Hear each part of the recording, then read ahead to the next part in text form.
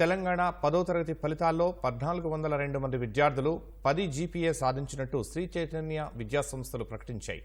Board ప్రకటించిన 10 జీపీఏలో 16% మంది తమ విద్యార్థులే అని పేర్కొన్నారు.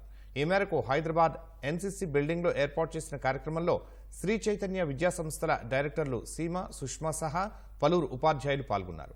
ఉత్తమ ఫలితాలు సాధించిన విద్యార్థులను అభినందించారు.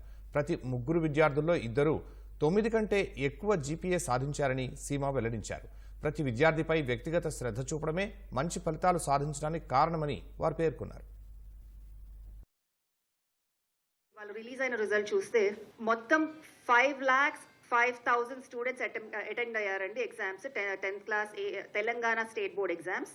దాంట్లో 8,000 స్టూడెంట్స్ కి 8,800 స్టూడెంట్స్ కి 10/10 జీపీఏ అనౌన్స్ చేశారు. 10/10 జీపీఏ అంటే అన్ని సబ్జెక్ట్స్ 10/10 వస్తే గానీ ఓవరాల్ 10/10 జీపీఏ రాదు. సో ఓవరాల్ 10/10 జీపీఏ వచ్చిన స్టూడెంట్స్ స్టేట్ లో 8,833 ఉంటే దాంట్లో 1402 students Sri Chaitanya students, 9.8 GPA and above 2,803 students, 9.7 GPA and above 4,035 students, 9.5 GPA and above 5,207 students, atlage 9 and above we have 8,200 students with 9 and above GPA, and overall pass percentage is 99.2.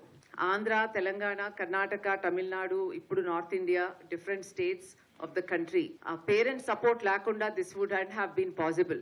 Inni branches, inni lakhs of students undali ante enta mandi parents support undi, enta mandi parents curriculum tho kaani mana system tho happy ga unte anni lakshala mandi pillalni schools lo pedtaru మన దగ్గర. Our students, parents and staff are the foundation for Sri Chaitanya all these years, and they have helped us prosper, do better and motivated us to do much better.